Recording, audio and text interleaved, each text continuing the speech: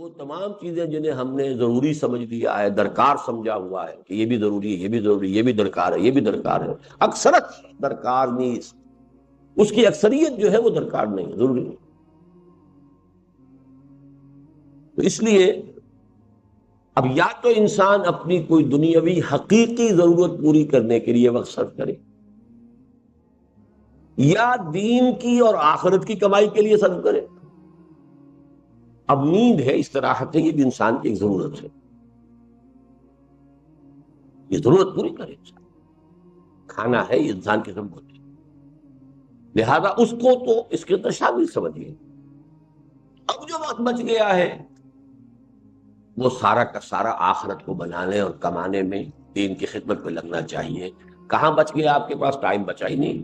Best time جس کو کہتے ہیں، کوئی ہابی ہے جی میری، بس وقت گزاری کا مشغلہ ہے، وقت گزاری، لا حول ولا قوت الا باللہ۔ آپ کو وقت گزارنے کے لیے مشغلہ چاہیے، یا ضروریات زندگی کے لیے وقت صرف ہونا چاہیے، اور یا پھر وہ وقت لگنا چاہیے آخرت کے بنانے اور کمانے میں۔ جو دو چیزوں سے تیسری کیٹیگری آ جائے گی وہ مالا یعنی، اس کا کہ اس سے کوئی تعلق ہی نہیں، لا حاصل بے مقصد، بلا ضرورت، یہ انسان کے اسلام کی خوبی ہے۔ یہ بھی گویا کہ احسان کا درجہ ہو گیا، من حسن الاسلام، اسلام کے بعد درجہ ایمان، ایمان کے بعد احسان۔ من حسن اسلام المرء، ایک انسان کے اسلام کی خوبی یہ ہے، حسن یہ ہے، ترکہ ما لا یعنی ہے، اس کا چھوڑ دینا ہر اس چیز کو جو اس کے لیے لا حاصل ہو، غیر ضروری۔ ابی حمزہ انس بن مالک رضی اللہ عنہ خادم رسول اللہ صلی اللہ علیہ وسلم عن النبی صلی اللہ علیہ وسلم قال، یہ جن کو ہم جانتے ہیں حضرت انس حضور کے خادم تھے، ان کی والدہ 9 برس کی عمر تھی ان کی جبکہ حضور کی خدمت میں چھوڑ گئی تھی کہ حضور یہ بچہ آپ کے پاس رہے گا، آپ کی خدمت کرے گا، آپ کی صحبت سے فیض یاب ہو۔ اور یہ انس ابن مالک یہ ہے جو کہتے ہیں کہ میں نے اتنے سال حضور کے ساتھ گزارے ہیں خادم کی حیثیت سے، ایسا بھی موقع کبھی نہیں آیا کہ آپ نے مجھ سے یہ کہا کہ اے انس تو نے یہ کام کیوں نہیں کیا۔ جھڑکنا، ڈانٹنا، ڈپٹنا تو بہت دور کی بات ہے، شفقت، ملاطفت، ملائمت حضور صلی اللہ علیہ وسلم کی مزاج کا جز تھا۔ اب ان کی کنیت ہے ابو حمزہ، عن ابی حمزہ انس بن مالک رضی اللہ عنہ خادم رسول اللہ صلی اللہ علیہ وسلم۔ یہ خادمے کے نیچے میم کیوں آ گئی ہے، زیر کیوں آ گئی ہے؟ جی جی، ان تو آ رہا انس سے پہلے، چلیے ٹھیک ہے، بدل کہہ لیں، صفت کہہ لیں، ٹھیک، چلیے۔ عن النبی صلی اللہ علیہ وسلم، حضور سے روایت کیا، آپ نے فرمایا لا یؤمن احدکم حتی یحب لاخیہ ما یحب لنفسہ، رواہ البخاری و مسلم۔ اب یہ حدیث کے روایت کے اعتبار سے چوٹی کے درجے کی حدیثوں میں سے، اور اس میں ذرا کیٹیگوریکل ڈینائل دیکھیے، تم میں سے کوئی شخص مومن نہیں ہو سکتا جب تک کہ اپنے بھائی کے لیے بھی وہی شے پسند نہ کرے جو اپنے لیے کرتا ہے۔ اس سے اونچی اخلاقی تعلیم کیا ہوگی؟ لیکن اس کا مفہوم عام طور پر محدود سمجھا جاتا ہے کہ آپ اچھا پہننا چاہتے ہیں تو اپنے بھائی کو بھی اچھا پہنائیں، آپ اچھا کھانا چاہتے ہیں تو اپنے بھائی کو بھی اچھا کھلائیں۔ جب بھائی بھی ایک حقیقی بھائی ہے، ایک چچا زاد بھائی ہے، ایک بھائی جو ہے وہ دادا کی نسل سے چل کر بھائی بن گیا، یہ تو پھیلتا جائے گا، ہر انسان دوسرے انسان کا بھائی ہے۔ کم سے کم ہر مسلمان دوسرے مسلمان کا بھائی ہے، دائرہ تو پھیلتا جائے گا۔ لہذا ایک طرف تو گویا کہ لوگوں کی طرف خیر اور بر، تبرع، اس کی تلقین ہو گئی، لیکن اصلاً یہ حدیث ہم نے خاص طور پر جو کوٹ کی ہے وہ کس اعتبار سے؟ یہ دعوت دین کے لیے بنیادی موٹیو ہے۔ آپ نے اگر دین کو اپنے لیے پسند کیا ہے اور آپ اپنے بھائی کو اس کی دعوت نہیں دے رہے تو آپ میں ایمان کی رمق بھی نہیں۔ آپ نے خود اپنے آپ کو جہنم سے بچنے کا تو سامان کر لیا ہے اور اپنے بھائی کو جہنم کی طرف جاتے دیکھ رہے ہیں، اور ٹک ٹک دیدم دم نہ کشیدم، ایمان کی رمق بھی۔ لا یؤمن احدکم، یہ دعوت کا سب سے بڑا موٹیو۔ میرے بھائی، میری اولاد، میرے رشتہ دار، میری قوم، دائرہ وسیع ہوتا جائے گا۔ تنظیم اسلامی کا جو ہمارا تاسیسی قرارداد، اس کی پھر تشریحات ہو، ہر شخص کو داعی ہونا چاہیے، اور دعوت کا دائرہ قو انفسکم، اس کے بعد واہلیکم، اس کے بعد اپنا کنبہ قبیلہ، یا اس کے بعد اپنی قوم، یا قوم اعبدوا اللہ، اس کے بعد پوری نوع انسانی ہے۔ یہ سب سے بڑی خدمت خلق ہے۔ اس لیے کہ کھانا پینا پہننا یہ تو صرف اس دنیا سے متعلق ہے، جو آخری زندگی ہے، آخرت کی زندگی ہے، ابدی زندگی ہے، ہمیشہ کی زندگی ہے، اس کے خیر اور اس کی بھلائی میں آپ دوسروں کو شریک نہیں کرنا چاہ رہے، پوری طرف سے ایڑی چوٹی کا زور لگا دے، کوئی ریجیکٹ کرتا ہے تو وہ اس کے دل میں ہے، اس کی جواب دہی وہ خود اللہ کے ہاں کرے گا۔ لیکن اگر آپ نہیں کر رہے ہیں تو آپ اس حدیث کی زد میں آ جائیں گے، لا یؤمن احدکم حتی یحب لاخیہ ما یحب لنفسہ۔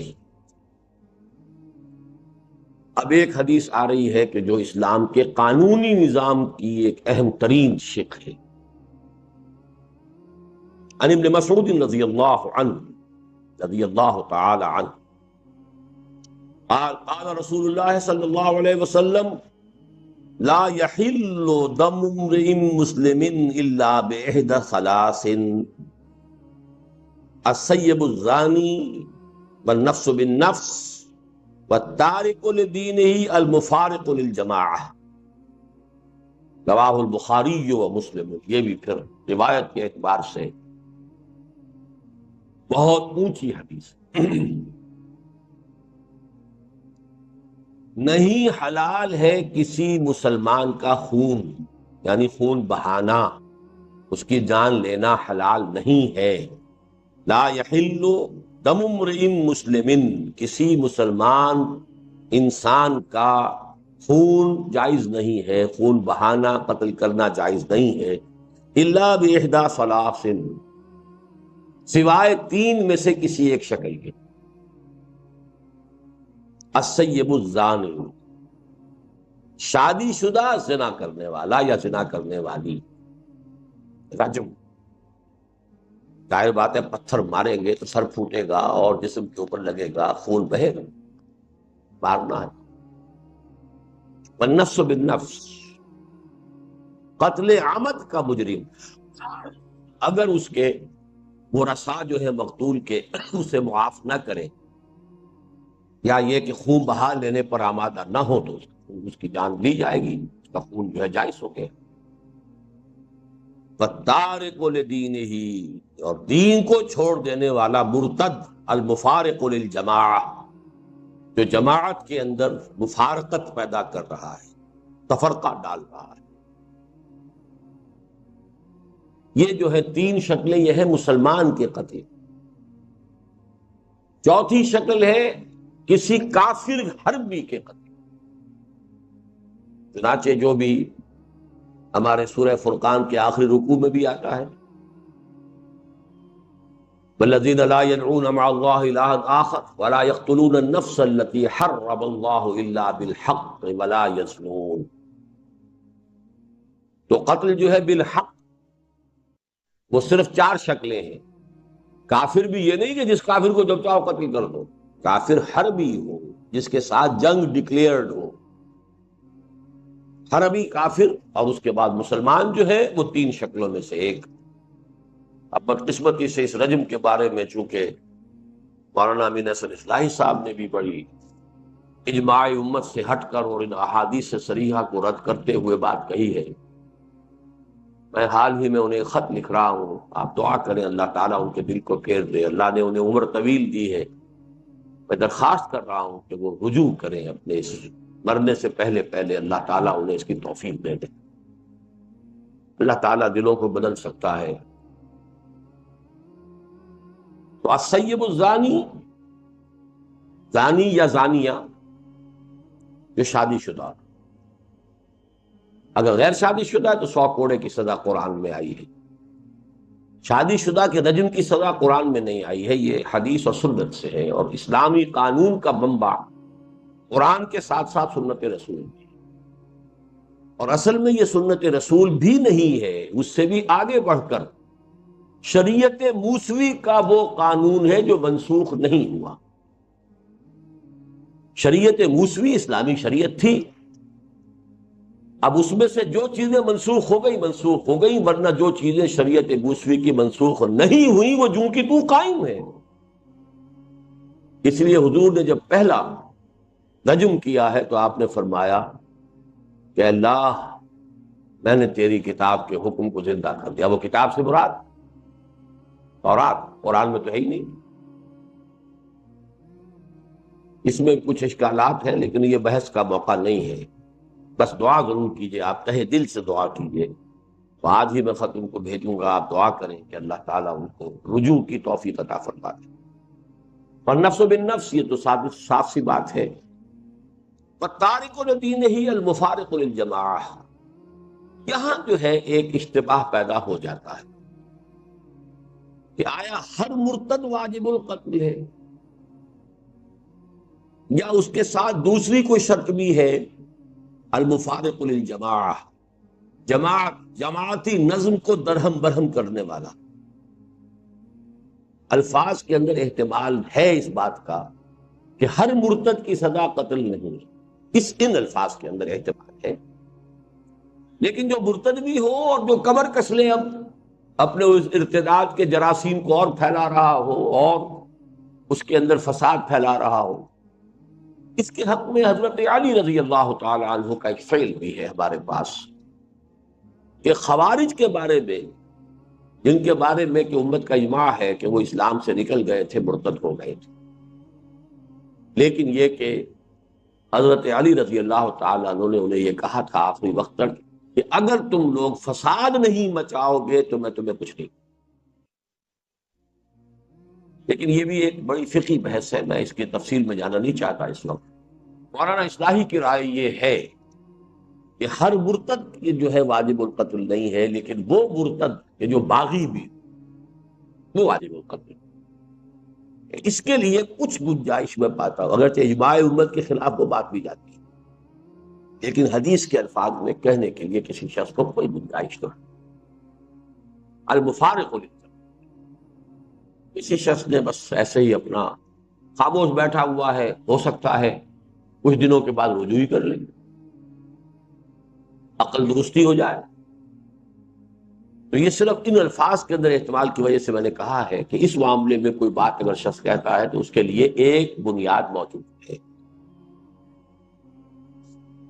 عن ابی ہریرہ رضی اللہ عنہ ان رسول اللہ صلی اللہ علیہ وسلم قال من كان يؤمن بالله واليوم الآخر فليقل خيرا أو ليصمت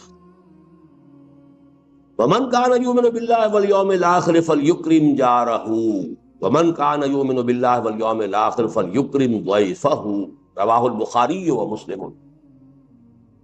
اب یہ دیکھیے، یہ اخلاق کے ضمن میں اعلیٰ اخلاق، عمدہ اخلاق، انسان کے کردار کی خوبی اور بلندی، اس کے اعتبار سے نہایت خوبصورت حدیث ہے، جوامع الکلم میں سے۔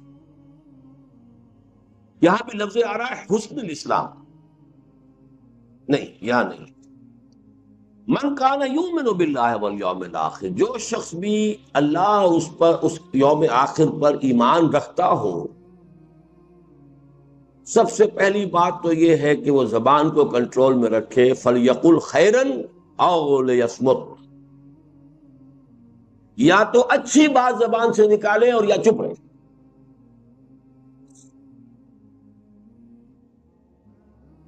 یہ ہم پڑھ چکے ہیں نا حضرت معاذ کی روایت میں، سکلت قومک یا معاذ، یہ زبان کے جو حصائد السنہ ہیں یہی تو سب سے زیادہ جہنم میں لے جانے والے ہیں۔ کنٹرول۔ اسی لیے خطبہ نکاح میں جو آیات حضور پڑھتے تھے ان میں سورہ احزاب کی وہ آیت ہے، یا ایھا الذین آمنوا اتقوا اللہ وقولوا قولا سدیدا، یہاں خیر کہا، سدیدہ کہا، صاف سیدھی بات، عمدہ بات، زبان کا استعمال خیر میں ہونا چاہیے، شر میں نہیں ہونا چاہیے۔ اللہ کی دی ہوئی ایک امانت ہے، اللہ کی دی ہوئی ایک صلاحیت ہے، بہت بڑا اللہ نے آپ کو ایک ذریعہ دیا ہے اظہار ما فی الضمیر کا، اس سے خیر قبول میں آئے۔ من کان یؤمن باللہ والیوم الآخر فلیقل خیرا او لیصمت، خاموش رہے، بولنا کو ضروری ہے۔ اسی لیے من صمت نجا،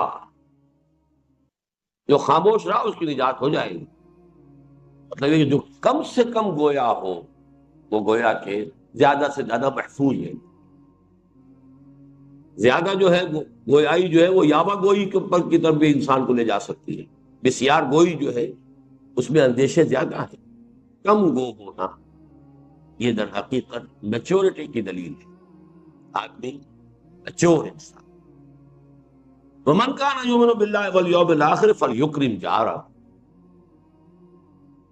اور جو شخص بھی اللہ اور اس کے اور آخر پر ایمان رکھتا ہو۔ اب دیکھیں یہاں پر ایمان بالرسول کا ذکر نہیں ہو رہا، کیوں نہیں ہو رہا؟ ایک تو چونکہ حضور خود کہہ رہے ہیں تو بار بار اپنے اوپر ایمان کو ریپیٹ کرنا یہ بھی ایک بامرمت انسان کے لیے ذرا کوفت کی چیز۔ دوسری بات کیا ہے کہ یہاں موٹیوز کی گفتگو ہو رہی ہے، موٹیو دو ہی ہے، اللہ کو راضی کرنا، آخرت کی سزا سے بچنا۔ اعمال میں وہ جو آیت البر کا جو درس ہے ہمارا درس نمبر 2، کہ نیکی کا موٹیو وہ ایمان باللہ اور ایمان بالآخرت سے متعلق ہے، نیکی کی فارم اور اس میں توازن یہ ایمان بالرسالت سے متعلق ہے۔ تو یہاں موٹیوز کی بات ہوگی۔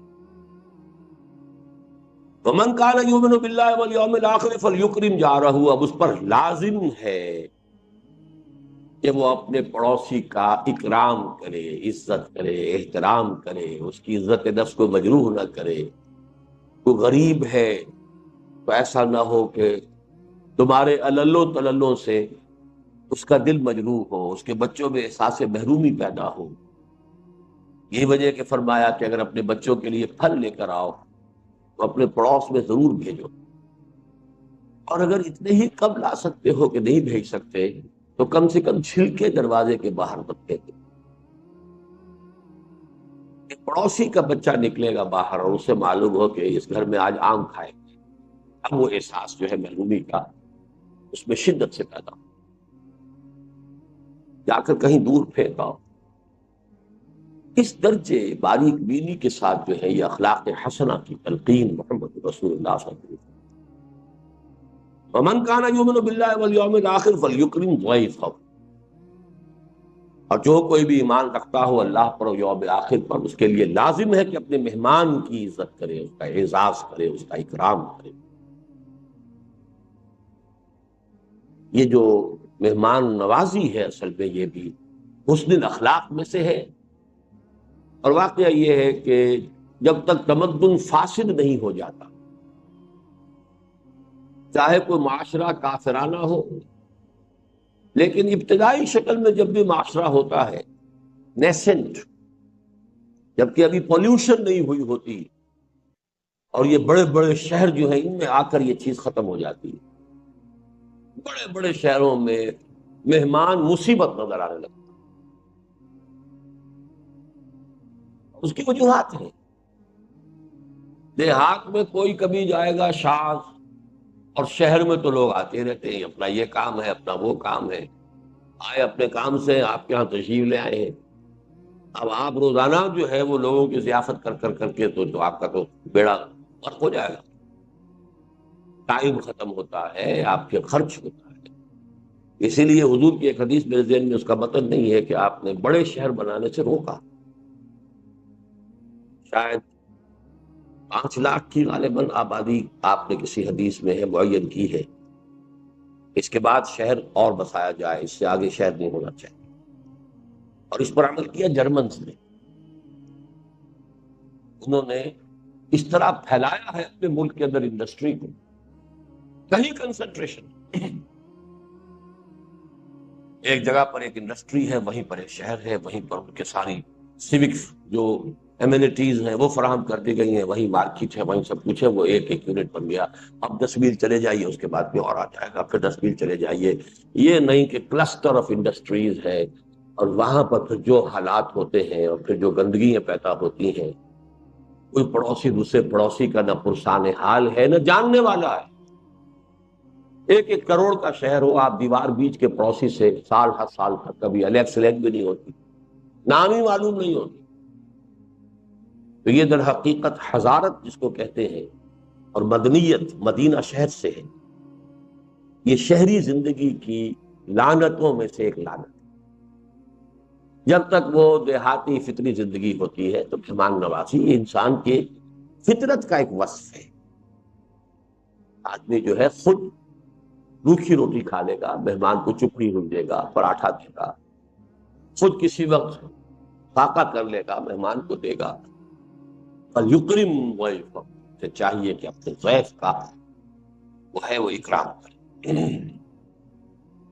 عن ابی ہریرہ رضی اللہ عنہ ان رجلا قال للنبي صلی اللہ علیہ وسلم اوصنی قال لا تغضب فردد مرارا قال لا تغضب. رواہ البخاری رحمہ اللہ. صحیح بخاری کی روایت ہے حضرت ابو ہریرہ سے رضی اللہ تعالی عنہ کہ ایک شخص نے حضور سے درخواست کی کہ حضور مجھے کوئی وصیت فرمائیے، نصیحت فرمائیے، مجھے کوئی بات فرمائیے ایسی جسے میں پلے باندھ دوں. فرمایا لا تغضب، دیکھو غصہ مت کیا. انہوں نے فرمایا پھر کچھ اور، پھر ارشاد فرمائیے کچھ اور. لا تغضب، بار بار اس نے یہ کہا، حضور یہ فرماتے رہے لا.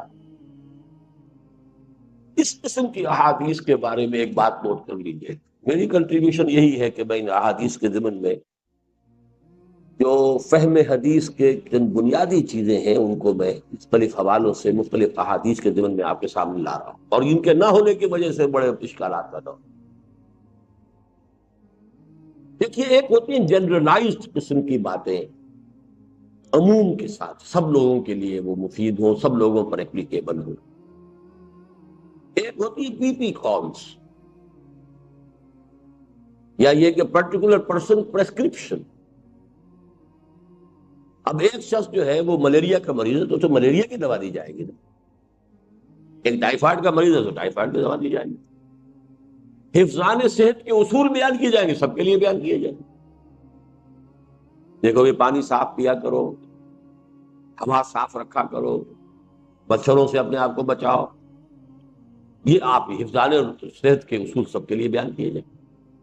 لیکن جب پرٹیکولر پرسن سامنے آ جاتا ہے، خاص اس کے مزاج سے واقف ہو کر بات کہنا، یہ در حقیقت اس نوع کی حدیثوں میں سے. ویسے تو یہ کہ اس کا عموم کا پہلو بھی ہے، انسان مغضوب الغضب نہیں ہونا چاہیے، فوراً غصے میں آ جائے، مشتعل ہو جائے، یہ بھی ایک نفاق کی علامت ہے. لیکن اس شخص کو جو بار بار آپ یہی فرما رہے ہیں، معلوم ہوتا ہے کہ آپ کو اندازہ تھا کہ وہ شخص جو ہے وہ اس کے مزاج کے اندر یہ غصے کا پہلو جو ہے وہ زیادہ ہے. تو یہ ہے اصل میں پرٹیکولر پرسن کے لیے پریسکرپشن، پی پی پی. جیسے پی پی کال ہوتی ہے آپ کی، یہ پریسکرپشن جو ہے یہ خاص، آگے ایک اور آئے گی بات، وہ ہے جنرل پریسکرپشن. لیکن یہ لا تغضب، اس میں بھی عمومیت ہے کہ غضب مغلوب الغضب ہو جانا بہرحال بہت بڑی برائی ہے، لیکن یہاں جو ہے خاص طور پر محسوس ہوتا ہے کہ اس شخص کے اندر یہ بات تھی۔ اسی پر قیاس کر لیجئے کہ مختلف اوراد وغیرہ جو حضور نے لوگوں کو بتائے ہیں، یہ کر لیا کرو، یہ پڑھ لیا کرو، اب ان میں سے ایک ہے جنرلائزڈ، مثلا تسبیح فاطمہ، ہر نماز کے بعد یہ 33 مرتبہ سبحان اللہ، 33 مرتبہ الحمدللہ، 33 یا 34 مرتبہ اللہ، یہ عام۔ کسی کو آپ نے کچھ اور بتا دیا، کسی کو کچھ اور بتا دیا۔ اب کوئی شخص اگر ان سب کا اہتمام کرنے بیٹھے گا تو وہی دھندا رہ گیا اس کا، وہ عدم توازن پیدا ہو جائے۔ اس کے اندر بھی وہ پرٹیکولر پرسنل پرسکرپشن جو ہے وہ شامل ہوتے تھے، جیسے کہ صوفیہ کرتے ہیں۔ صوفیہ کے بھی اصل میں اوراد جو ہے جو انہوں نے وضع کیے تھے وہ بھی ایک پرٹیکولر دور سے متعلق چیزیں، جن چیزوں کا غلبہ ہو گیا تھا اس کے اعتبار سے انہوں نے تجویز کر دیے۔ اب وہ بن گئے کہ وہ گویا کہ ان کی ایک روایت ہے اور وہ ان کے شعار میں سے ہو گئے، وہی طریقے اختیار کریں۔ تو مستقل چیزیں تو صرف جنرلائز جو اوراد یا اذکار حضور سے ہیں، جو بھی مختلف اعمال ہیں زندگی کے کرتے ہوئے، شیشہ دیکھو تو یہ دعا، بیت الخلاء میں داخل ہو تو یہ دعا، باہر نکلو یہ جنرلائزڈ ہے۔ اور یہ وہ چیزیں ہیں جس میں وقت لگتا ہی نہیں، تو آدمی کام وہی کرتا ہے اور دماغ کہیں جو ہے وہ شیطان کے پاس گروی رکھا ہوا ہے، یا یہ کہ آپ نے اس وقت اللہ کو یاد کر لیا اور وہ ذکر کیا حضور کے الفاظ کے ذریعے سے، تو دو نسبتیں حاصل ہو گئی کہ اللہ سے بھی نسبت ہو گئی کہ اللہ کو یاد کیا، اور چونکہ ان الفاظ سے یاد کیا جن سے حضور یاد فرماتے تھے، تو نسبت جو ہے رسول کے ساتھ ہی حاصل ہو گئی۔ ورنہ دماغ خالی رہے گا، کام تو کریں گے نا، آخر بیت الخلاء میں تو جانا ہی ہے، نکلنا ہی ہے، بازار میں جانا ہی ہے، واپس آنا ہی ہے، گھر سے نکلنا ہی ہے، گھر سے داخل ہونا ہی ہے، لیکن ایسے کپڑے بدلے ہیں، شیشہ دیکھا ہے، تو ان ساری چیزوں کے اندر، اور آج یہ جنرلائزڈ، یہ ہر شخص کر سکتا ہے، لیکن ایک یہ کہ اس طرح پڑھ لیا کرو، یوں کر لیا کرو، اس کے اندر دیکھنا چاہیے کہ اس میں کوئی پرٹیکولر پرسنل پریسکرپشن کے پہلو ہو سکتے ہیں۔ اس پہلو سے یہاں پر اس حدیث کے اندر اس اصول کو سمجھتے ہیں۔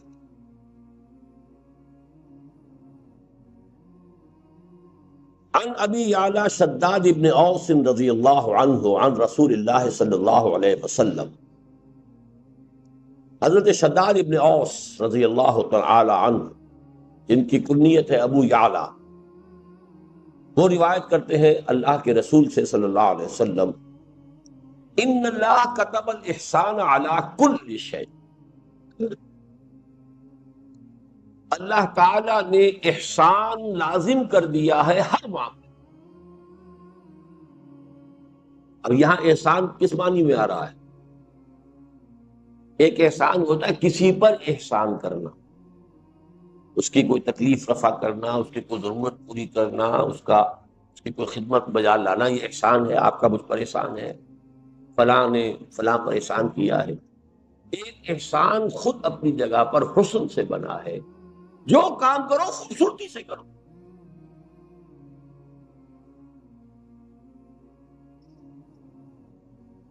اور وہ احسان اسلام جو ہے تمہاری، اسلام پر تمہارا عمل خوبصورتی کے ساتھ۔ ایک ہے نماز جیسے ہوئی مارے باندھے پڑھ لی ہے، ٹکرے مار لی ہیں، نماز تو چلیے شاید ہو ہی گئی ہو، خوبصورت نماز تو نہ ہوئی نا، تمہاری نماز خوبصورت ہونی چاہیے، تمہارا ہر جو ہے فعل جو ہے اس کے اندر حسن ہونا چاہیے۔ یہ گویا کہ جسے جلال اور جمال کہتے ہیں، تو جمال کا پہلو بھی ہر شے کے اندر جو ہے۔ اب اس کی مثال دیکھیے، فَإِذَا قَتَلْتُمْ فَأَحْسِنُوا الْقَتْلَ، قتلہ اگر قتل کرنا ہے تو خوبصورتی سے قتل کرو۔ اسی لیے یہ جلاد پیشہ بنا ہے۔ عام آدمی سے کہا جائے اس کی گردن مار دو تو گردن مارے گا، تو ممکن ہے کہ وہ آدھی کٹے آدھی نہ کٹے اور وہ تڑپے۔ یہ پیشہ کیوں بنا ہے کہ جس کی گردن مارنی ہے ایک ہی واٹ کے اندر اس سے اتنی مشق ہوتی ہے، اور یہ سعودی عرب میں اب بھی ہوتا ہے، میدان العدل میں جب یہ نہیں کہ اب وہ بکری کو ذبح کرنا ہے، اب وہ کھنڈی چھری لے لیے، رگڑے جا رہے رگڑے جا رہے، وہ اپنے جو ہے بیچاری جو ہے اس کی جان کے اوپر بنی ہوئی ہے، آپ تیز چھری کریں تاکہ یہ کہ ایک دو مرتبہ کے اندر اس کی وہ منزل جو ہے وہ اس میں سے گزر جائے۔ قتل تو کرنا ہے، ذبح تو کرنا ہے، لیکن اس میں بھی حسن خوبی، حسن ادا، حسن عمل، اس کو ملحوظ رکھو۔ ان اللہ كتب الاحسان على كل شيء فاذا قتلتم فاحسنوا القتلة واذا ذبحتم فاحسنوا الذبح وليحد احدكم شفرته، اور چاہیے کہ تم میں سے ہر شخص اپنی چھری کو تیز کر لیا کرے، ولیرح ذبیحته، اور اپنے ذبیحے کو راحت پہنچائے، یعنی ورنہ یہ کہ اس کے لیے جو ہے وہ کس قدر گوفت کا، اس کے لیے اس کے بھی احساسات ہیں، اس کی بھی جان ہے، تو جتنی کم سے کم مدت اس پر اس کیفیت میں گزرے یہ اس کا احسان ہے۔ تو اسلام کا احسان وہ ہے ان تعبد اللہ کانک تراہ فإن لم تکن تراہ فإنہ یراک۔ عن ابی ذر جندب بن جنادہ و ابی عبد الرحمن معاذ بن جبل رضی اللہ عنہما عن رسول اللہ صلی اللہ علیہ وسلم، حضرت ابو ذر جو ہے وہ اپنی کنیت ہی سے مشہور ہیں، یا آج میں پہلی مرتبہ نام بھی پڑھ رہا ہوں آپ کا، جندب بن جنادہ، جنادہ کے بیٹے جندب جن کی کنیت ابو ذر رضی اللہ تعالی عنہ، وہ عبد الرحمن معاذ بن جبل، تو ابی عبد الرحمن معاذ بن جبل، اور حضرت معاذ بن جبل جو ابو عبد الرحمن ہیں رضی اللہ عنہما، ان دونوں سے اللہ راضی ہو جائے۔ کون سے دونوں؟ ابو ذر اور حضرت معاذ۔ اب دیکھیے ابو ذر کا نام کسی کو معلوم نہیں، صرف کنیت معلوم ہے ابو ذر۔ معاذ بن جبل کا کی کنیت کسی کو معلوم نہیں، نام معلوم ہے معاذ بن جبل۔ لیکن یہ دو راوی ہیں، دو صحابی ہیں کہ جو روایت کر رہے ہیں۔ عن رسول اللہ صلی اللہ علیہ وسلم قال اتق اللہ حیثما کن واتبع السیئۃ الحسنۃ تمحها وخالق الناس بخلق حسن، رواه الترمذی وقال حدیث حسن، وفی بعض النسخ حسن صحیح۔ یہ امام ترمذی نے اس کو روایت کیا ہے، بعض نسخوں میں تو اس کو حدیث حسن صرف کہا ہے اور بعض میں حدیث حسن صحیح کہا ہے، یہ روایت کے درجے کے اعتبار سے ہے۔ اب یہ تین اس میں ہدایات آئی ہیں، جوامع الکلم تین۔ پہلی بات اتق اللہ حیثما کنت، جہاں کہیں بھی ہو اللہ کا تقوی جو ہے وہ تم سے چھوٹنے نہ پائے۔ ایک اور حدیث میں آتا ہے تقوی اللہ فی السر والعلانیہ، چاہے تم کہیں چھپے ہوئے ہو اور چاہے لوگوں کے اندر سامنے موجود ہو، ہر حال میں تقوی۔ یہ نہیں کہ خلوت میں کچھ اور ہے، جلوت میں کچھ اور ہے۔ اتق اللہ حیثما کنت، جہاں بھی ہو اللہ کا تقوی اپنے دل میں موجود رکھو۔ واتبع السیئۃ الحسنۃ تمحوها،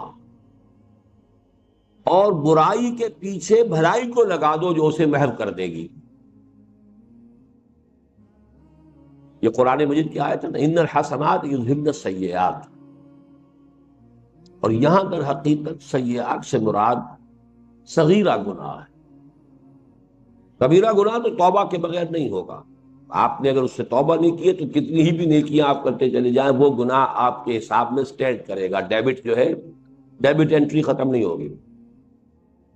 لیکن چھوٹے چھوٹے گناہ صغائر ہوتے رہتے ہیں انسان سے، کبھی بے ارادہ ہو جاتے ہیں، کبھی بس نسیان میں ہو گئے، کچھ اور ہو گیا، چھوٹی بات ہو گئی۔ لیکن یہ کہ ایسے سیئات کو اگر اس کے پیچھے نیکی لگا دو گے تو وہ اس کو محو کر دے گی۔ ان الحسنات یذہبن السیئات، بس اس میں جو نقطے کی بات نوٹ کرنے کی یہ کہ کبائر میں نہیں ہے، یہ صغائر کی بات۔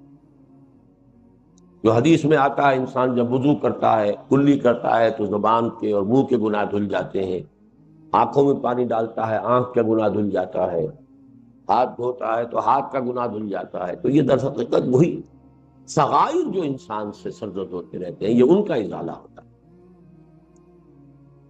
تیسری ہدایت، وخالق الناس بخلق حسن، لوگوں کے ساتھ حسن خلق کے ساتھ معاملہ کرو، ان کے ساتھ رہو، معاشرت تمہاری جو ہے عمدہ اخلاق کے ساتھ ہو، اچھے برتاؤ کے ساتھ ہو، نیک رویے کے ساتھ ہو. اللہ تعالی ہم اس کی توفیق عطا فرمائے. اس حدیث کو میں چھوڑ رہا ہوں، تاسع عشر، یہ ہے وہ جو کہ تصوف کی حدیثوں میں سے ہے. اب آئیے الحدیث العشرون، عن ابی مسعود عقبۃ بن عمرو الانصاری البدری رضی اللہ عنہ. اب یہ ابو مسعود، ایک ہے ابن مسعود، عبداللہ ابن مسعود، وہ تو ہے مہاجر کبار صحابہ میں سے ہیں، انہی کے شاگرد ہیں کئی واسطوں سے امام ابو حنیفہ.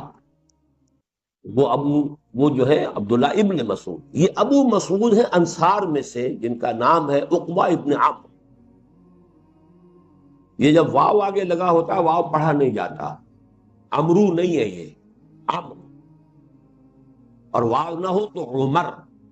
یہ لفظ ذہن میں رکھیے، عمر ابن الخطاب، عمرو ابن العاص. عمرو ابن العاص کے درمیان میں واو ہوتا ہے لیکن واو پڑھا نہیں جاتا.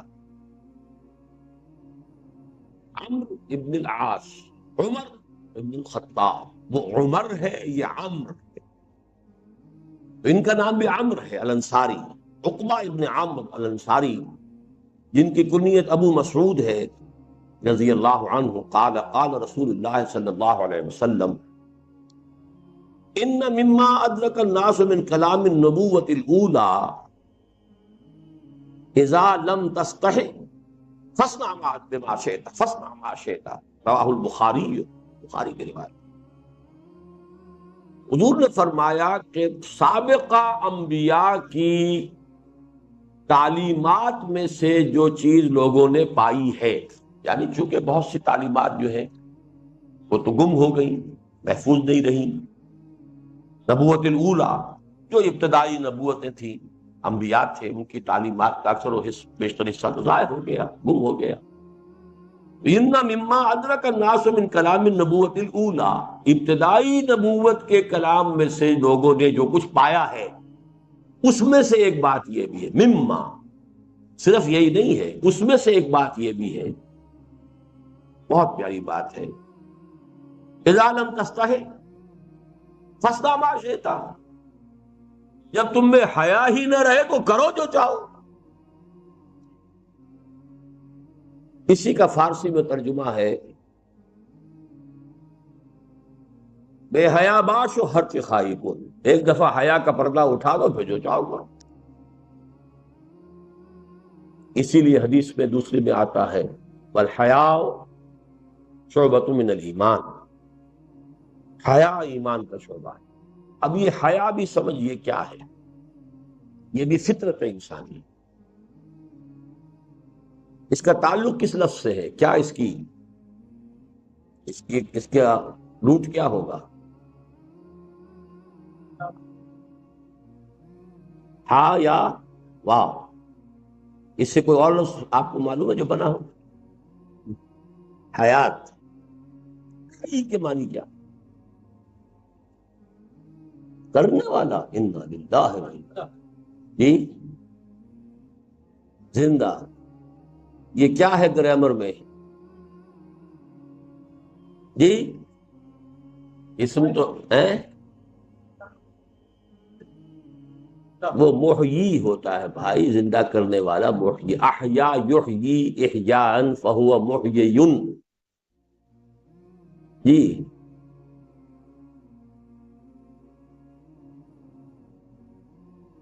امتحان لیتے رہنا چاہیے.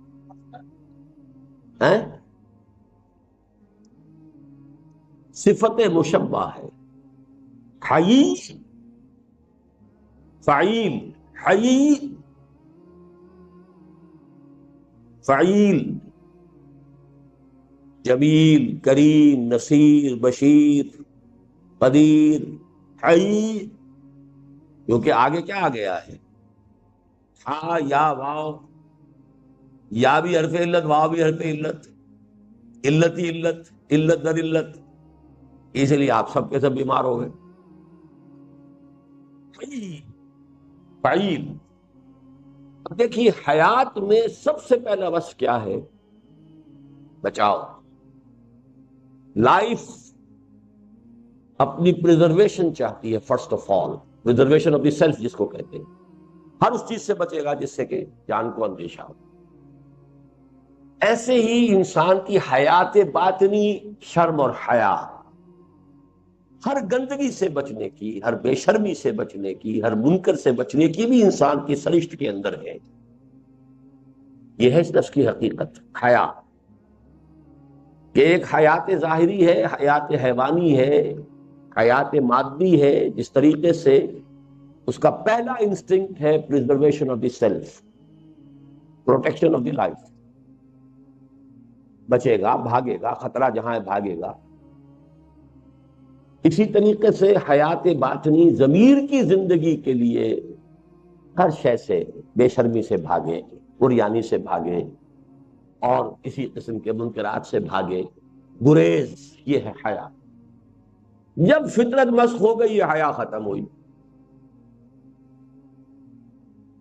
اس کو بھی نوٹ کر لیجئے. یہ بات ظاہر بات ہے آپ کو کوئی محدث تو نہیں بتا سکتا جس نے زوالوجی، باٹنی، فزیولوجی نہ پڑھی ہو. ہمارے دماغ کا ہائیسٹ فنکشن جو ہے وہ حیا ہے. Shyness and fear human brain کے ہائیسٹ فنکشن ہیں یہ، شائنس اینڈ فیئر. شراب کا عمل کیا ہوتا ہے کہ وہ اوپر سے ڈپریس کرنا شروع کرتی ہے. سب سے پہلے ہائیسٹ فنکشنز کو ناک آؤٹ کیا. حیا اور فیئر ختم ہوا، انسان میں جرأت زیادہ ہو گئی. اب لڑے گا تو خوب لڑے گا، بحث کرے گا تو زیادہ کرے گا. گانا والا خوب گانا گائے گا، اسے شرم ہی نہیں ہوگی.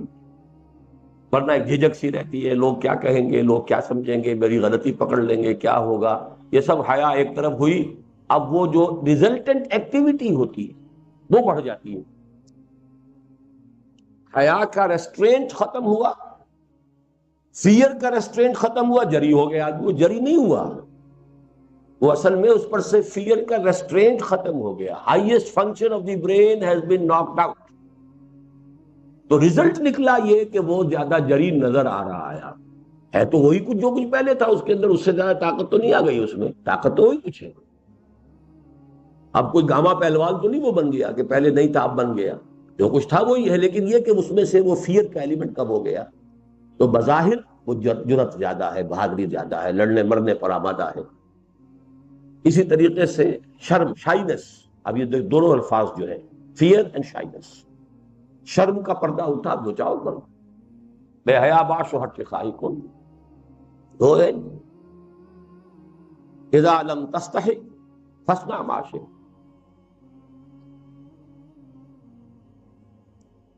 اب دیکھیے یہ جنرلائزڈ پرسکرپشن کی بات آ رہی ہے. ان ابی عمرو وقیل ابی عمرتا سفیان ابن عبداللہ رضی اللہ تعالی عنہ. اب یہ جو ہے حضرت سفیان ابن عبداللہ صحابی ہیں، ان کی دو کنیتیں ہیں، ابو عمرو یا ابو عمرتا، دونوں کہا گیا ہے. بعض نے کہا ابو عمرہ ان کی ہے، ایک نے کہا ہے نہیں کہ ابو عمرو. قال قلت، وہ یہ فرماتے ہیں کہ میں نے عرض کیا حضور سے صلی اللہ علیہ وسلم، یا رسول اللہ قل لی فی الاسلام قولا لا اسأل عنہ احدا غیرک. اے اللہ کے رسول، مجھے تو اسلام کی کوئی ایسی بات آپ بتا دیجئے کہ پھر مجھے کسی اور سے کچھ پوچھنے کی ضرورت نہیں. اب یہ وہ جوامع الکلم میں سے سمجھیے کہ جنرلائز پریسکرپشن میں سے عظیم ترین پریسکرپشن میں سے ہے. قال قل آمنت باللہ ثم استقم. آپ نے فرمایا کہو میں ایمان لایا اللہ پر، اور پھر جم جاؤ. یہ جم جانے ہی میں استقامت میں میں کہا کرتا ہوں قیامت مضمر ہے. اللہ کو تم نے مان لیا تو اب اللہ کی اطاعت کرو، یہ استقامت ظاہری ہے. اللہ کی رضا پر راضی رہو، یہ استقامت باطنی ہے. اللہ پر توکل کرو، یہ استقامت باطنی ہے. تو سارے ایمان کے ثمرات جم جاؤ اس پر. اس کے برعکس لفظ وہ ہے جو انگریزی میں ویورنگ مائنڈ، ادھر ادھر، کبھی نیکی کی طرف، کبھی ادھر، کبھی اللہ کی طرف، کبھی دنیا کی طرف. ایمان مجھے روکے ہے تو کھینچے ہے مجھے کفر، کعبہ میرے پیچھے ہے کلیسا میرے آگے. یہ کیفیت ہے. ثم استقم. اب یہ جو ہمارا درس ہے اس سے اول کا درس رابع، ان الذين قالوا ربنا الله ثم استقاموا تتنزل عليهم الملائكة الا تخافوا. اور کوئی چیز آئی نہیں وہاں، نہ نماز، نہ جہاد، کوئی شے نہیں، کچھ بھی نہیں. جنہوں نے کہا ہمارا رب اللہ، پھر جم گئے. اب جمنے کے اندر تو ساری قیامت آ گئی، جہاد بھی اسی میں آ گیا. جب اللہ کو مان لیا، اللہ نے حکم دیا جاہدوا فی سبیل اللہ باموالکم وانفسکم. استقامت کا تقاضا جہاد بھی ہے، استقامت کا تقاضا وہ بھی ہے جو اللہ پر، اس کے رسول پر ایمان رکھے، وہ زبان سے خیر نکالے یا خاموش رہے. جو اللہ اور اس کے رسول، اس آخرت پر ایمان رکھتا ہو، اپنے پڑوسی کا اکرام کرے. جو اللہ اور آخرت پر ایمان رکھتا ہو، اپنے مہمان کی ضیافت کرے. تو استقامت کے اندر ساری قیامت آ گئی. لیکن یہ سمجھیے کہ جنرلائزڈ اور نہایت لب لباب، جسے ہم کہیں گے کہ ہر چیز کا ایک لفظ میں خلاصہ اگر چاہیے، لیکن انہوں نے خلاصہ مانگا تھا. قل لی فی الاسلام قولا، اسلام کی حقیقت اور اسلام کے سارے مطالبات کا کوئی ایک لفظ مجھے بتائیے کہ جس میں سب سمو دیا جائے اور مجھے پھر کسی اور سے کچھ پوچھنے کی ضرورت نہیں. قال قل آمنت باللہ ثم استقم. آپ نے فرمایا کہو میں ایمان لایا اللہ پر، پھر اس پر جم جاؤ. عن ابی عبداللہ جابر ابن عبداللہ الانصاری رضی اللہ عنہما. جابر ابن عبداللہ تو ان کا نام ہے، انصاری صحابی ہیں. ان کی کنیت بھی ابو عبداللہ ہے، تو گویا کہ ان کے بیٹے کا نام بھی عبداللہ ہوگا. اور یہ ہوتا تھا، اب بھی ہوتا ہے، دادا کے نام پر بیٹے کا نام. عن ابی عبداللہ جابر ابن عبداللہ الانصاری رضی اللہ عنہما. یہ دونوں باپ بیٹا جو ہے یہ صحابی ہیں. ان رسول اللہ صلی اللہ علیہ وسلم فقال. ایک شخص نے حضور سے کچھ سوال کیے، ایک سوال کیا اور کہا، عرض کیا، ارأیت اذا صلیت المکتوبات وصمت رمضان واحللت الحلال وحرمت الحرام ولم ازد على ذلك شيئا ادخل الجنہ؟ قال نعم. رواہ مسلم. صحیح مسلم کی روایت ہے کہ ایک شخص نے پوچھا حضور سے، حضور مجھے بتائیے میں اگر فرض نمازیں پڑھ لوں، ادا کروں، رمضان کے روزے رکھوں، حلال کو ہی حلال جانوں یعنی اسی پر اکتفا کروں، حرام کو حرام ہی سمجھوں، اس سے اجتناب کروں، ولم ازد علی ذلک شیئا، اور اس پر پھر میں کسی شے کا اضافہ نہ کروں، نوافل اور اوراد اور مراقبے اور یہ اور وہ، یہ میرے بس کا روگ نہیں ہے. اور فرض کیجئے کہ وہ کہتا میں جہاد بھی نہیں کر سکتا، قتال کے معنی، ظاہر بات ہے ایک جہاد تو ان چیزوں کے لیے بھی ضروری ہے، حرام کو چھوڑنے کے لیے جہاد ضروری ہے، حلال کے اوپر قائم رہنے پر جہاد ضروری ہے. لیکن یہ کہ ایک قتال فی سبیل اللہ، فرض کیجئے وہ شخص کہتا ہے کہ میں اس کے لیے بھی مشکل ہے میرے لیے، لیکن بتائیے میں یہ چار چیزیں کر دوں، نماز میں پڑھ دوں جو مکتوب ہے، جو کہ فرض ہے، روزے رکھ دوں رمضان کے، باقی مجھ سے نہیں رکھے جاتے لیکن رمضان کے روزے میں پورے کر دوں، وَأَحْلَلْتُ الْحَلَالَ وَحَرَّمْتُ الْحَرَامَ، حلال کو حلال سمجھوں اسی پر اکتفا کروں، حرام کو حرام سمجھوں اس سے بچ جاؤں، وَلَمْ أَزِدْ عَلَىٰ ذَلِكَ شَيْئًا، اور اس پر میں کوئی اضافہ نہ کروں. ادخل الجنہ، کیا میں جنت میں داخل ہو جاؤں گا؟ فرمایا نعم، ہاں. یہ بھی پرٹیکولر پرسن کی بات ہے، اچھی طرح سمجھ لی، اس کو جنرلائز کرنا درست نہیں ہوگا، اس لیے کہ اب ایک آدمی ہے دیہات سے چل کر آیا، حضور کی صحبت سے زیادہ فیضیاب نہیں ہوا، ابھی اس کی کوئی تربیت نہیں ہوئی، تزکیہ نہیں ہوا، وہ کہتا جی میں تو ٹھیک ہے، یہ کام تو میں کر دوں گا، جو بدویانہ مزاج تھا اس کا پورا ایک نقشہ جو اس کے پیچھے موجود ہے، صاف گوئی، تھوک کر بات کرنا، کوئی اس میں ایچ پیچ نہیں ہے، صرف صاف صاف بات، اگر یہ میں کر دوں تو جنت میں داخل ہو جاؤں گا، فرمایا ہاں ہوگا۔ اس میں کئی ہمارے لیے ہیں، ایک تو یہ کہ ہمارے جو کانسیپٹس بن گئے دینداری کے، اس کے معیارات کو درست کرنے کے لیے حدیث بڑی ہے۔ اصل شے حلال اور حرام ہے، اب یہ آدمی کچھ مکروہات میں مبتلا ہو گیا ہے، لمم جس کو کہا ہے سورہ نجم میں، وہ غلطیاں کچھ ہو گئی ہیں، یہ حلال اور حرام، حلال پر اکتفا کرو، حرام سے اجتناب کرو، فرائض ادا کر دو، تو یہ بیسک بیس لائن یہی ہے۔ اس کے بعد اپنی اپنی ذوق ہے، کوئی شخص وہ ذوق جو ہے وہ قتال فی سبیل اللہ میں پورا کر رہا ہے، کوئی شخص جو ہے وہ کہیں نوافل میں ادا کر رہا ہے، لیکن یہ کہ جہاد جو ہے وہ ایمان کا لازمی فرض ہے، کہ جدوجہد جو ہے نفس کے خلاف جہاد، باطل کے خلاف جہاد تو کرنا ہی ہے، لیکن بہرحال دین کی سادہ ترین شکل میں یہ حدیث جو ہے، اور اس میں پرٹیکولر پرسن والا پہلو دل میں رکھیے۔ عن ابی مالک الحارث ابن عاصم الاشعری رضی اللہ عنہ قال قال رسول اللہ صلی اللہ علیہ وسلم، حضرت حارث ابن عاصم الاشعری، اشعری قبیلے کی طرف نسبت ہے، حارث ابن عاصم نام ہے، ابو مالک کنیت ہے، عن ابی مالک الحارث ابن عاصم الاشعری رضی اللہ عنہ قال قال رسول اللہ صلی اللہ علیہ وسلم۔ اب یہ بھی کوئی جوامع الکلم کی نوعیت کی حدیث ہے۔ الطہور شطر الایمان، پاکیزگی ایمان کا نصف۔ کیا مطلب ہے؟ دیکھیے ہر شے میں نفی اور اثبات ہوتا ہے، لا الہ الا، آپ نجاست سے پہلے پاک ہوں گے ذہنی تو صحیح فکر اس جگہ پر آئے گا، یہ ذہنی نجاست کو پہلے نکالیں، الحاد کو نکالیں، کفر کو نکالیں، مادہ پرستی کو نکالیں، شرک کو نکالیں، تب ایمان آئے گا۔ تو آدھا کام ہو گیا کہ جس میں کہ پاک کیا جا رہا ہے ذہن کو۔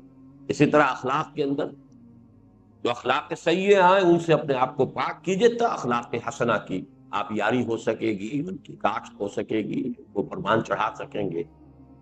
اسی طرح جسمی طہارت ہے، جسمانی طور پر نماز کیسے پڑھیں گے اگر جسم پاک نہیں ہے؟ اس کے بعد ہی ہوگا کہ آپ نماز جو ہے ادا کر سکتے ہیں۔ تو الطہور و شطر، اسی طریقے سے کھانا پاک نہیں ہے تو آپ کی دعا قبول نہیں ہو رہی ہے۔ یہ جو ایک نیگیٹو اور سلبی پہلو ہے، اس کو فرمایا یہ نصف ہے، الطہور و شطر الایمان، والحمدللہ تملأ المیزان، اور الحمدللہ میزان کو پر کر دیتی ہے۔ اس میں الفاظ آتے ہیں التسبیح نصف المیزان والحمدللہ تملأہ، یہ تو مسبحات کے شروع میں اکثر یہ حدیث بیان کرتا ہوں۔ تسبیح نصف میزان ہے اور الحمدللہ اس کو بھر دیتی ہے۔ وہ وہی بات ہے کہ ذات باری کی تنزیہ، تسبیح، تقدیس، ہر ایسے تصور سے پاک کر دینا جو اس کے شایع نشان نہیں ہے، عیب سے، کمی سے، کوتاہی سے، عجز سے، ہر چیز سے، وراء الورا، وراء الورا، پاک منزہ، یہ گویا کہ یہ تسبیح ہے۔ یہ ایک حصہ ہو گیا۔ اب تحمید ہے، تمام اوصاف حمیدہ اس کے اندر ہے، تمام اعلیٰ اوصاف اس میں ہے، بتمام و کمال ہے۔ تو ذات باری تعالیٰ اور معرفت خداوندی کے بھی دو حصے، سبحان اللہ و بحمدہ، سبحان اللہ اور اپنے حمد کے ساتھ۔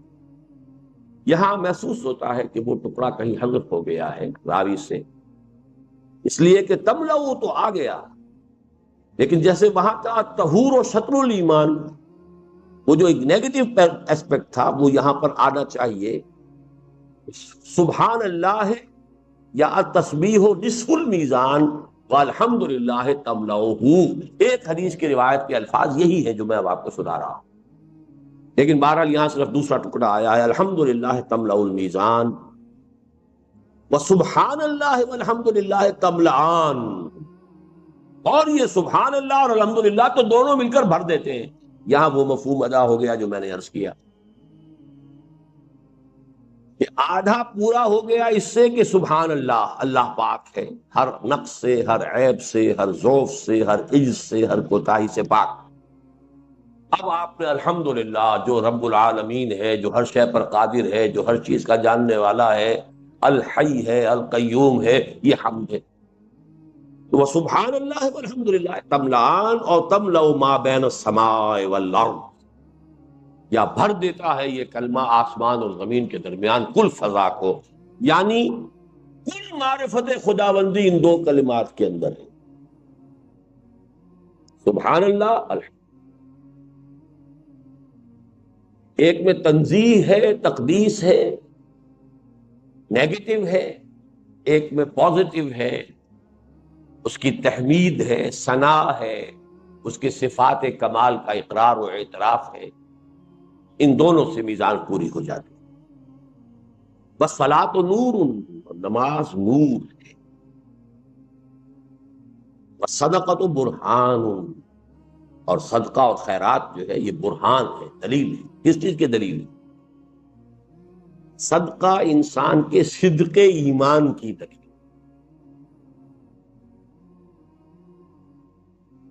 صلاۃ نور کیوں ہے؟ اس لیے کہ ان نور ذات باری تعالی ہے، اور اس کی یاد کا جامع ترین ذریعہ نماز ہے. یہ تو یاد ہے تیسرے حصے کا پہلا سبق، اقیم الصلاۃ لذکری، اور صلاۃ ہی سے شروع ہو کر قد افلح المؤمنون الذین هم فی صلاتهم خاشعون اور والذین هم علی صلواتهم دائمون یا یحافظون.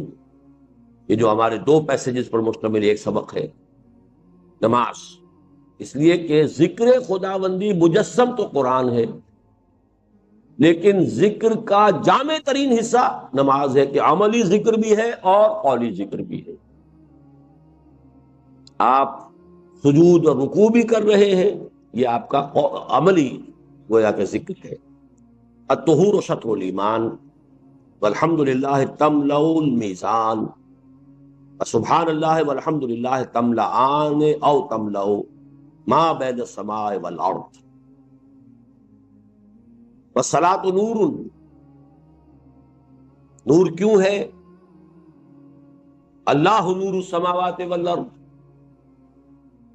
اور اللہ کے ساتھ آپ کا ذہنی اور قلبی رشتہ استوار ہوتا ہے نماز سے. قرآن بھی نور ہے، فآمنوا باللہ ورسولہ والنور الذی انزلنا. تو ذکر جو ہے در حقیقت وہ نور ہے، اور ذکر کی جامع ترین صورت نماز ہے. بس صدقۃ و برہان، برہان کس بات کی؟ کہ انسان صادق الایمان شخص ہے. صدقہ صداقت ایمان کی علامت ہے. قرآن مجید سے کوئی روایت، کوئی آیت پیش کریں گے؟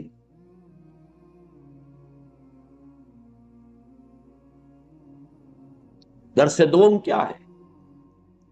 لیس البر ان تولوا وجوہکم قبل المشرق والمغرب ولکن البر من آمن باللہ والیوم الآخر والملائکۃ والکتاب والنبیین وآتى المال على حبه ذوي القربى واليتامى والمساکین وابن السبیل والسائلین وفی الرقاب.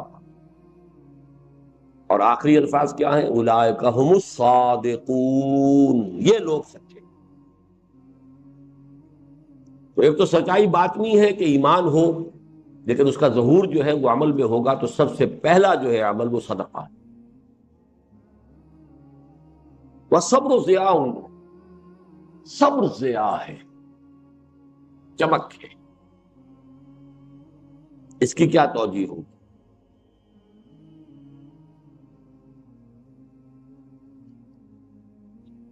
جی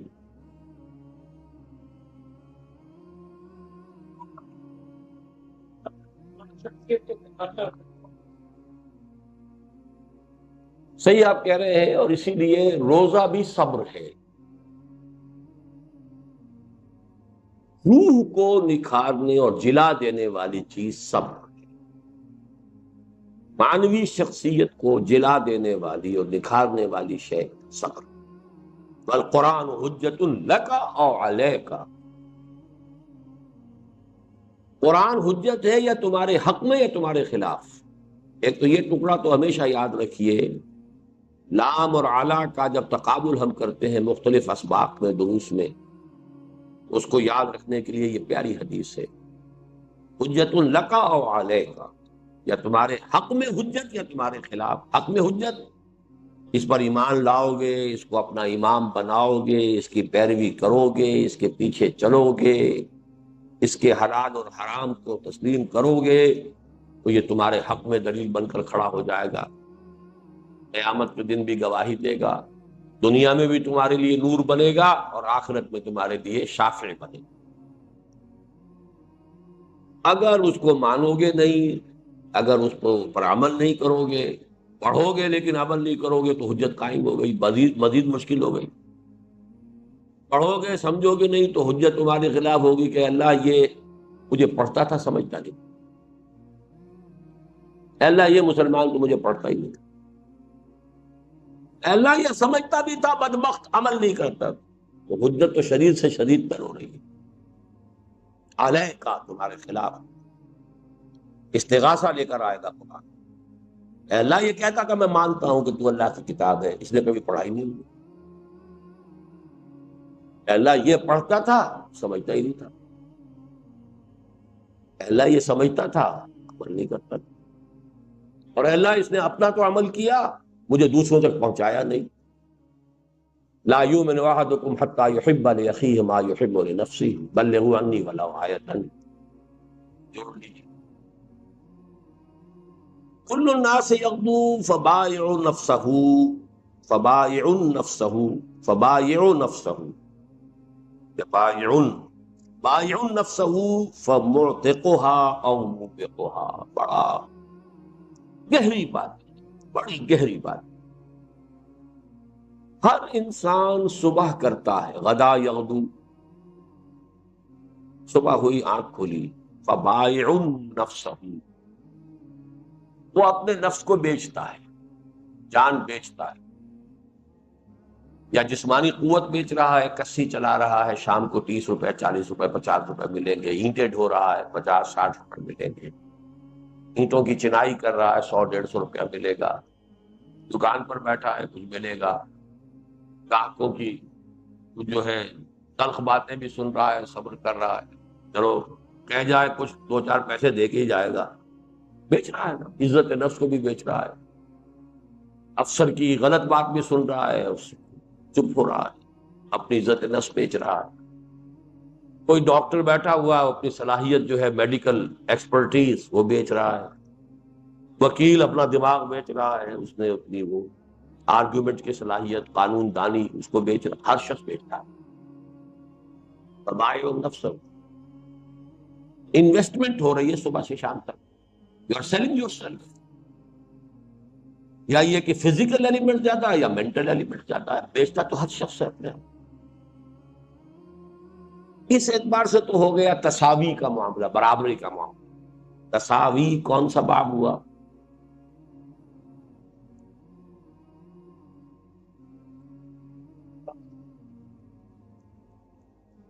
کچے ہیں، میں نے آپ کو بتایا ہے کہ باب 8 پکے ہو جائیں تو آدھی عربی آ جائے گی. کیوں؟ تساوی ہے 3 سے الف واو، یہ مساوات سے، مساواتن باب مفاعلہ ہو گیا.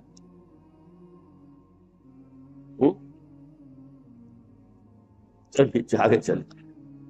کل الناس یغدو فبائع نفسہ، وہ بیچتا ہے اپنے نفس کو، فموتقها وموبقها، نتیجے دو مختلف نکلتے ہیں. ایک شخص دن بھر اپنی جان بیچتا رہا، اپنی توانائیاں بیچتا رہا، شام کو آیا تو اپنے نفس کو آگ سے چھٹکارا دلا کر آیا. کوئی حرام کام نہیں کیا، کوئی جھوٹ نہیں بولا، کوئی وعدہ خلافی نہیں کی، کوئی خیانت نہیں کی، تو اپنے اعتاق کہتے ہیں آزاد کرنا، آتاقا، آزاد کیا، آزاد کرتا ہے اپنے نفس کو. مشقت جھیلی لیکن کم سے کم یہ تو ہو گیا. دوسرا وہ بدبخت ہے مشقت جھیلتا ہے اور شام کو لے کر آتا ہے تو گناہ کا کی ایک پنڈ جو ہے وہ بھی لے کر آتا ہے ساتھ، اپنے نفس کا بیڑا غرق کر کے بھی آتا ہے. خسرت دنیا والآخرہ، دن بھر کی مشقت بھی جھیلی اور آخرت کا عذاب لے کر آیا. منہ بے کوہا، یا اسے ہلاکت کر حکیمانہ قول. لقد خلقنا الانسان فی کبد، ہم نے انسان کو پیدا ہی کیا ہے مشقت میں. مشقت تو لابد منہ ہے، ہر حال میں مشقت تو ہونی ہی ہونی ہے. مومن کی بھی مشقت ہے، کافر کی بھی مشقت ہے، ملحد کی بھی مشقت ہے. دنیا تو قید حیات و بند غم اصل میں دونوں ایک ہے. موت سے پہلے آدمی غم سے نجات پائے. کیوں؟ یہ تو ہر ایک کو ہی کرنا ہے. غم بھی ہے، صدمے بھی ہیں، ہر ایک کے لیے ہے. کسی کو سلطنت چھوٹنے کا صدمہ ہے، کسی کا بیٹا مر گیا اس کا صدمہ ہے. صدمہ تو ہے، صدمہ کسی کا مال جو ہے وہ ختم ہو گیا اس کا صدمہ ہے، لیکن صدمہ تو ہر ایک کے لیے ہے. قید حیات و بند غم اصل میں دونوں ایک ہیں. جب تک یہ قید حیات ہے بند غم بھی لگا رہے گا. موت سے پہلے آدمی غم سے نجات پائے. کیوں؟ لیکن بدبختی در بدبختی کیا ہے کہ اب تو گھبرا کے یہ کہتے ہیں کہ مر جائیں گے، اور مر کے بھی چین نہ آیا تو کدھر جائیں؟ وہاں جا کر بھی اگر جہنم ہی کے حوالے کر دیے گئے. یہ ہے صرف سارا. پھر سورۃ العصر کا یہ خلاصہ ہے، اور میرے اس کتابچے میں یہ اشعار موجود ہیں. رواہ مسلم، اگلی حدیث بھی چھوڑ دیجئے، یہ بھی تصوف کی حدیث ہے.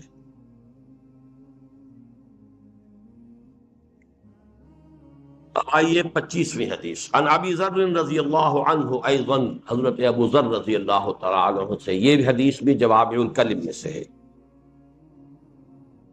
ان ناس من اصحاب رسول اللہ صلی اللہ علیہ وسلم قالوا للنبی صلی اللہ علیہ وسلم یا رسول اللہ ذهب اہل الدثور بالوجوب.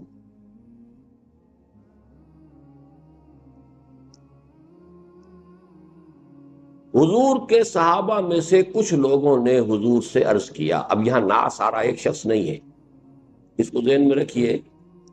صحابہ میں جو کچھ طبقات شمار کیے جاتے ہیں ان میں سے ایک اصطلاح ہے فقراء صحابہ، ایک ہے فقہاء صحابہ، ایک ہے کبار صحابہ، ایک ہے صغار صحابہ وغیرہ.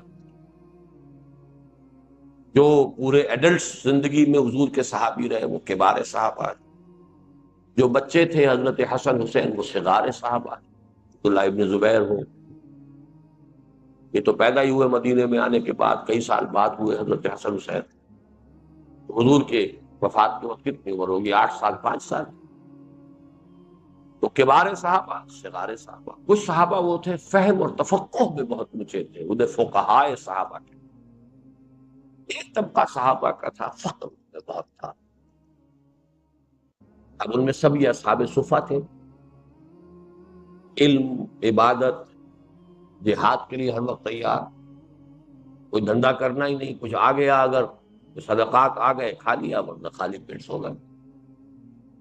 ان میں سے ابو ذر خود جو ہے جو اس کے راوی ہیں، ابو ذر بہت بڑے فقراء صحابہ میں سر خیل کہا جا سکتا ہے. اب ان کو ایک اشکال لاحق ہوا کہ دین کے اعمال جو ہے، نمازیں ہیں وہ ہم بھی پڑھتے ہیں، یہ دولت مند بھی پڑھتے ہیں، عبد الرحمن ابن عوف بھی پڑھتا ہے، طلحہ اور زبیر بھی پڑھتے ہیں، عثمان غنی بھی پڑھتے ہیں، برابر ہو گئے ہم. ان کے پاس مال ہے، یہ صدقہ و خیرات کرتے ہیں، ہمارے پاس مال نہیں، ہم تو رہ گئے نا پیچھے. اشکال پیدا ہوا کہ نہیں؟ اس سے ایک بات تو یہ سامنے آئی کہ نیکیوں میں مسابقت کا جذبہ ناپسندیدہ نہیں، پسندیدہ ہے. فاستبقوا الخیرات، نیکیوں میں، بھلائیوں میں، درجات بلند حاصل کرنے میں ایک دوسرے سے آگے کوشش کرو، بڑھو۔ دنیا میں ایک دوسرے سے آگے بڑھنے کی کوشش نہ کرو، آخرت میں، نیکی میں، بھلائی میں، دینداری میں، دعوت دین میں، اقامت دین کی جدوجہد میں آگے بڑھو۔ تو انہوں نے کہا، قالوا للنبی صلی اللہ علیہ وسلم، انہوں نے شکوہ کیا، شکایت کی، یا رسول اللہ، اللہ کے رسول، ذهب اہل الدثور بالاجور، یہ دولت مند لوگ جو ہیں یہ تو آگے بڑھ گئے اب سے اجروں کے اندر، بازی جو ہے جیت گئے،